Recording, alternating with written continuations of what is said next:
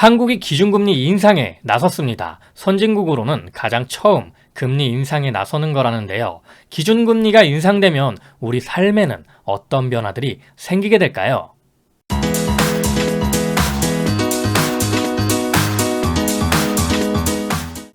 안녕하세요. 세상의 모든 지식들을 재밌고 쉽게 풀어드리는 네오의 지식창고입니다. 한국은행이 8월 26일 금융통화위원회를 열고 기준금리를 현행 연 0.5%에서 0.25% 인상했습니다. 이제 기준금리는 연 0.75%로 지난해 3월과 5월 두 차례 인하한 이후 1년 3개월 만에 인상되는 건데요. 한국은행은 금리 인상의 배경으로 세계 경제는 물론 국내 경제도 회복세가 이어지고 있다고 설명했습니다. 또 소비자 물가가 2% 넘는 수준에다 가계대출 증가세 확대와 급격한 주택가격 오름세 등도 금리 인상을 결정한 이유로 꼽았는데요. 앞으로 이대로 성장세 회복이 이어지면 추가 금리 인상도 가능하다고 예고했습니다. 이렇게 기준금리 인상에 나서는 가장 큰 이유는 미국 연준에서 테이퍼링에 나설지도 모른다는 말 때문인데요. 테이퍼링이 시작되면 돈줄을 점점 옥죄다는 뜻이기에 결국 기준금리 인상으로 가는 신호이기도 합니다. 그러니까 신흥국이나 한국과 같은 국가들은 미국이 테이퍼링만 해도 금리 인상 태클을 타야 한다는 말이죠. 테이퍼링은 양적 완화로 풀었던 돈을 줄인다는 뜻이고 테이퍼링 이후의 금리 인상은 말 그대로 풀었던 돈을 거둔다는 뜻입니다. 자, 이렇게 미국이 테이퍼링에 대한 예고만 한 상태임에도 한국은 기준금리 인상에 나섰는데요. 이제는 한국도 선진국 대열로 쳐주고 있어서 뉴스에서는 선진국으로는 처음으로 기준금리 인상에 나섰다는 이야기가 나오고 있습니다. 그럼 과연 기준금리는 무엇으로 정하는 걸까요? 기준금리란 한국은행이 일반은행과 돈을 거래할 때의 금리를 말합니다. 예를 들어 기준금리가 1%라면 한국은행에 가서 1%의 금리로 돈을 빌릴 수도 있고 남는 돈을 한국은행에 예금할 수도 있는 거죠. 일반 사람들은 기준금리로 돈을 빌렸을 수는 없습니다. 이건 은행들이 거래하는 기준이고 우리 같은 소시민들은 시장금리에 가산금리가 얹어진 금리로 돈을 빌리게 되죠. 그렇기 때문에 일단 기준금리가 인상될 거다라는 말만 나와도 대출금리가 튀어오르게 됩니다. 또한 기준금리 인상이 확정되면 그것만큼 더 오르게 되죠. 예를 들어 0.5%의 기준금리 상태에서 우리 이제 곧 금리 인상할 거야 라고 이야기만 꺼내도 은행에서 금리를 먼저 올리고요. 그 다음 0.25% 올려서 오늘부터 0.75%야 라고 하면 여기에 0.25%를 더 올리는 식입니다. 그러니까 한국은행에서 기준금리는 0.25%만 올렸지만 우리가 대출받아서 내야 할 금리는 그 2배 이상 오르게 되는 거죠. 더 무서운 점은 금리 인상 기조가 계속되면 대출금리는 더 가파르게 오를 수 있다는 점입니다.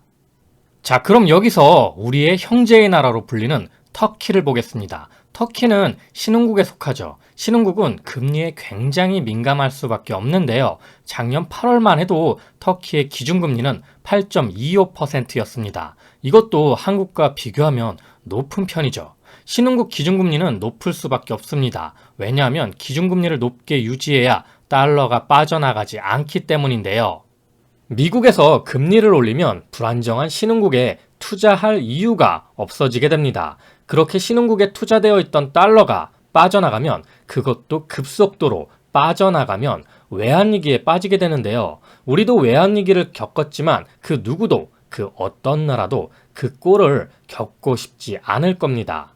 그런데 현재 터키의 기준금리는 19%입니다. 네, 무려 19%. 거의 한국이 IMF 외환위기 최절정에 다다랐을 때 금리 수준이죠.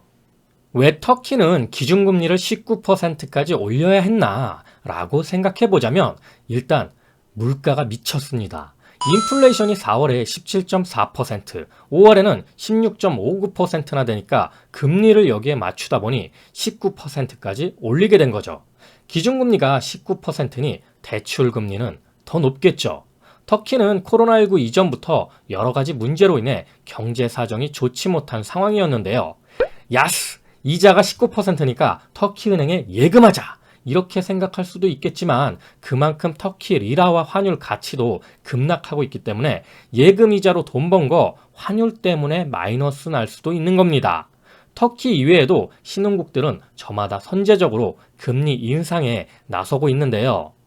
이렇게 제가 왜 터키 이야기를 꺼냈냐면 바로 인플레이션 때문입니다. 미국 연준의 테이퍼링도 문제지만 인플레이션이 심화될수록 기준금리에도 영향을 많이 미치게 되는데요. 우리 일상을 보더라도 뭐 안 오른 게 없습니다. 물론 물가에는 집값이 포함되지 않는다는 게 맹점이기도 하고요. 국제 원자재 가격이 폭등하면서 주유소 기름값도 오르고 물류비도 오르고 택배비도 계속 오르고 있죠. 여기에 라면값, 쌀값 안 오른 게 없습니다. 내 월급만 잘 안 오르고 모든 게 오르고 있죠. 때문에 이 물가 안정을 위해서라도 기준금리는 지속적으로 올릴 필요성이 생기는 겁니다. 요즘 부동산에 대한 뉴스에 달린 댓글을 보다 보면 금리 0.25% 올리는 게 뭐가 그리 부담이냐. 아파트 값은 하루가 지나면 몇 억씩 오르는데. 이렇게 이야기하시는 분들도 종종 보이는데요. 0.25% 오르는 거 문제가 안 되죠. 네, 정말 얼마 안 되는 수준입니다. 하지만 이제 지속적인 금리 인상 기조로 들어가고 있다는 것이 문제인 겁니다. 그렇게 금리가 계속 오르게 된다. 그러면 이자 내기가 점점 부담스럽게 될 겁니다. 더군다나 금리가 인상되면서 은행들이 가장 먼저 하는 것이 대출을 줄이고 있는 거죠. 예를 들면 주택담보대출이나 전세자금 대출을 중단한다거나 신용대출, 즉 마이너스 통장 있죠. 그것도 예전에는 연봉 1.2배에서 최대 2배까지 총 2억 원이 한도였는데요. 현재는 연봉 수준으로 깎고 최대 5천만 원으로 완전 줄이고 있습니다. 왜 이렇게 할까요? 현재 부채 수준이 위험 수준을 넘어서고 있기 때문에 정부와 은행에서도 미리 준비를 하고 있다는 뜻이겠죠. 아마도 기준금리가 더 오를수록 대출 받기는 더 힘들어질 겁니다. 이자 부담도 있지만 은행에서도 재정 건전성을 높이기 위해 대출해준 돈 회수하기에도 바쁠 테니까요. 이미 이런 상황이 오기 전부터 부동산 재벌 연예인들이 발빠르게 빌딩이나 상가 건물을 매각하는 경우를 봤을 겁니다. 네, 현금화하는 거죠. 자, 그럼 여기서 정리해 볼까요? 미국 연준의 테이퍼링에 대한 언급과 심화되는 인플레이션으로 기준금리 인상은 할 수밖에 없는 상황이다. 여기에 기준금리만 인상되는 것이 아닌 대출 한도도 줄어들고 받기도 힘들어지고 있다. 코로나19로 인해 미국은 어마어마한 부양책을 펼치며 시장에서는 유동성이 풍부해졌습니다. 그로 인해 코로나19라는 재난 속에서도 부동산과 증시, 심지어 비트코인까지 최고치를 경신하고 있는데요. 하지만 문제는 이것이 경제가 잘 돌아가서 너나 나나 월급이 올라서 호황을 누리고 있는 게 아니라는 거죠.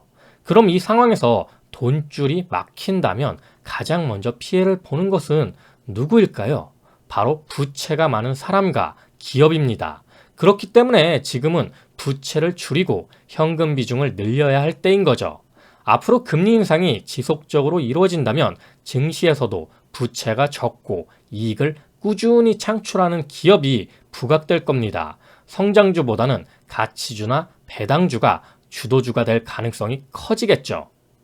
부동산도 어느 정도 조정을 거치게 될 겁니다. 지금은 호가만 높아서 팔지도 못하고 사지도 못하고 아예 이사 가기도 힘든 아주 그지 같은 상황이 되었는데요. 부동산 전문가들 중에는 금리보다 더 중요한 것이 공급이다 라고 말하고 있지만 제 주변만 보더라도 아파트 짓고 있는 곳이 많습니다. 영국 런던에는 빈집이 의외로 많다고 합니다. 그럼에도 부동산 값은 떨어지지 않는다고 하는데요. 그냥 빈집으로 남겨놓고 호가만 올려놓은 경우가 많기 때문입니다. 팔리던지 말던지 내가 원하는 가격 아니면 10년이고 30년이고 빈집으로 가지고 있겠다는 거죠.